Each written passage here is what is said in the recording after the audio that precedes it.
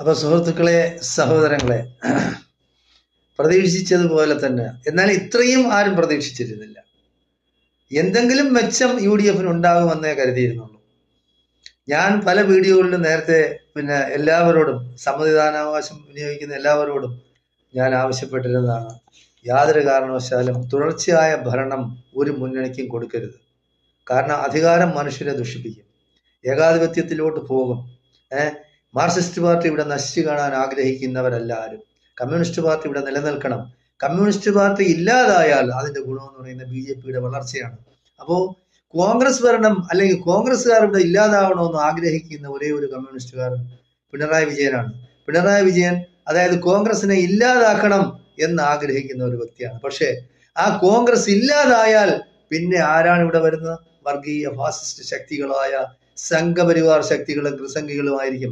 അത് മനസ്സിലാക്കിയാണ് പറയുന്നത്. പക്ഷെ എന്നിരുന്നാലും കോൺഗ്രസിനോടുള്ള വിരോധം കൊണ്ട്, BJPയോടുള്ള അനുഭാവം കൊണ്ട്, അവരോടുള്ള അടിമത്ത് മനോഭാവം കൊണ്ടാണ് പിണറായി ഇങ്ങനെ പറഞ്ഞുകൊണ്ടിരിക്കുന്നത്. ഒരു കമ്മ്യൂണിസ്റ്റുകാരനും, ലോകത്തുള്ള ഒരു കമ്മ്യൂണിസ്റ്റുകാരനും പറയാത്ത കാര്യമാണ്.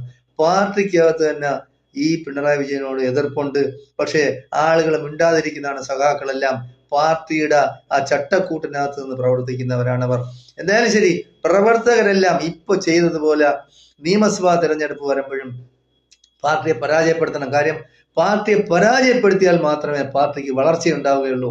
അത് വീണ്ടും LDF ഭരണത്തിൽ വരിക എന്ന് പറഞ്ഞാൽ അത് BJP സംഘപരിവാർ ശക്തിയുടെ വളർച്ചയിലേക്കാണ് പോകുന്നത്. അത് മനസ്സിലാക്കി അടുത്ത നിയമസഭാ തെരഞ്ഞെടുപ്പിലും UDFനെ വിജയിപ്പിക്കണം. UDF 5 വർഷം ഭരിക്കട്ടെ.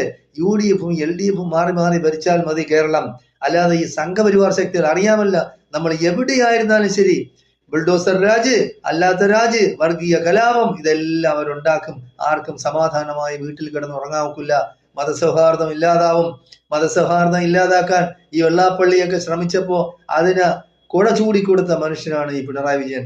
ഏതെല്ലാം തരത്തിലാണ് ഈ പിണറായി വിഷം ചീറ്റി, അല്ല ഈ നമ്മുടെ വെള്ളാപ്പള്ളി നടേശൻ വിഷം ചീറ്റിയത്.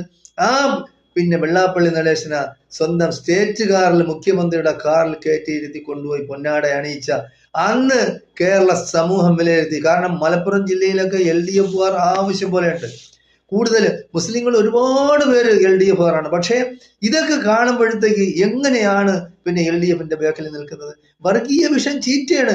മുസ്ലിങ്ങളെ അപ്പാടെ എന്ത് വർഗീയവാദിയാണ്, പാകിസ്ഥാനാണ്, അവിടെ ഹിന്ദുക്കൾക്ക് ജീവിക്കാനൊക്കില്ല, മുസ്ലിങ്ങൾക്ക് മാത്രമേ ജീവിക്കാനൊക്കൂ എന്നൊക്കെ ഇത്രയും പച്ചയായിട്ട് വർഗീയം പറയുന്ന ഒരു മനുഷ്യന് എന്റെ ജീവിതത്തിൽ